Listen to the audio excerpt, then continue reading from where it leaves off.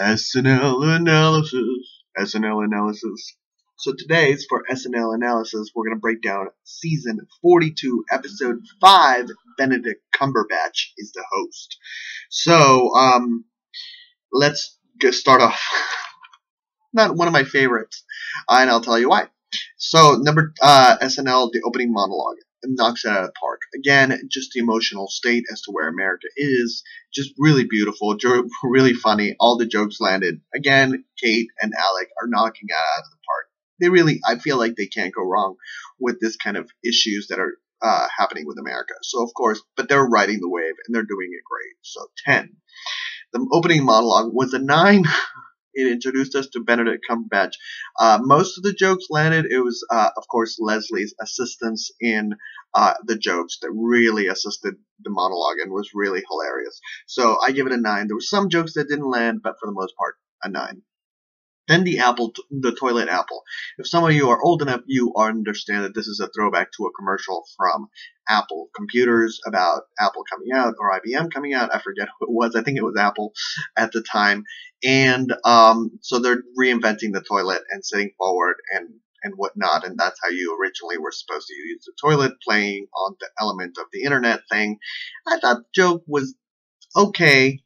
It was not particularly too funny for me, so I gave it a 7. I think sometimes when it rides on one particular subject and it just milks that one particular subject, it just, there's other elements that could have been brought into it. I think it just falls flat for me. Then is, why is Benedict Cumberbatch hot? I completely didn't understand this one. I don't see him as hot or not hot. I think that it failed on perhaps various different male audiences or a bunch of people that have no idea about or opinion about Benedict Cumberbatch's looks. So I think that there is something. Some people are like, he's weird looking. Some people are out there that say, I was like, why is that guy hot? I'm like, well, he's unique looking. That's probably why he's hot. So, but it still, was it enough for a joke? For me, it wasn't, so I gave it 5. Office Hours, it's that particular character that has been played in other elements.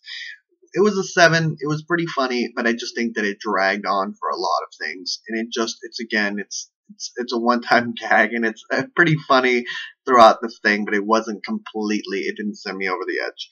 Then we've got Dead Grandma. Dead Grandma. Now, the premise was, and I'm including a link to the show so you can watch it yourself and watch the whole thing. Dead Grandma basically is this woman who's having a bachelor party and she has a stroke because these two, it's a surprise party. And then all of a sudden these strippers are basically frolicking with a corpse. And that's the whole joke. Then the Cubs come out and they do their thing. And that was pretty funny unto itself.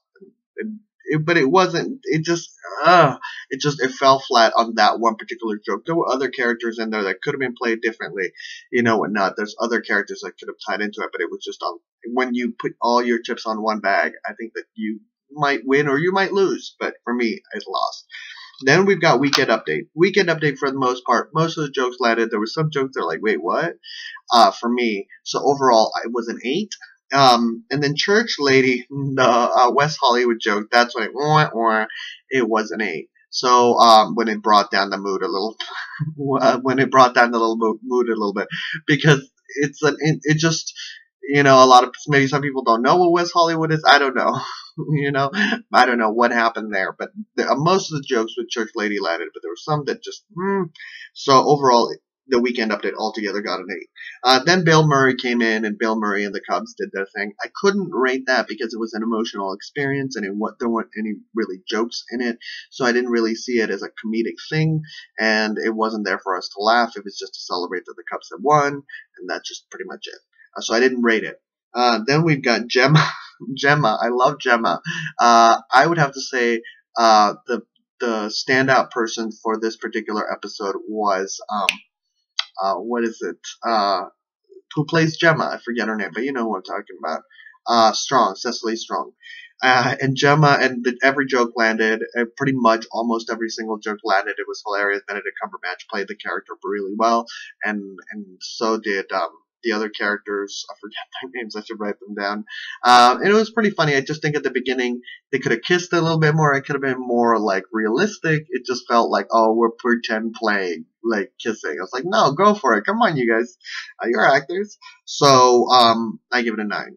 Then we've got Riddle Piano Pickups. Oh my lord, this was a 6. I just was like, where's the joke? There's a joke in here somewhere, right? And there was, but it was not so memorable that I don't even remember what the joke was at this point. Then we've got Mr. Shaw. Again, I don't even recall what Mr. Shaw was. I don't even remember what Mr. Shaw was, so I gave it a 6. I gave it a 6. Yeah, I don't remember what Mr. Shaw was at all together. So maybe you can tell me what Mr. Shaw was in the comment section down below. But as for me, I've noticed that sometimes they'll put the really great skits at the end, or sometimes they'll put the really bad skits at the end. Overall, Benedict Cumberbatch got a 7.3. It's okay. It's okay. It's not a 5. It's not the Donald Trump art installation that happened. But I rate it at 7.3. Do you agree? Do you disagree? Let me know. Are you watching Saturday Night Live? Are you a fan as I am? I want to wish you all a wonderful, wonderful year. Take care.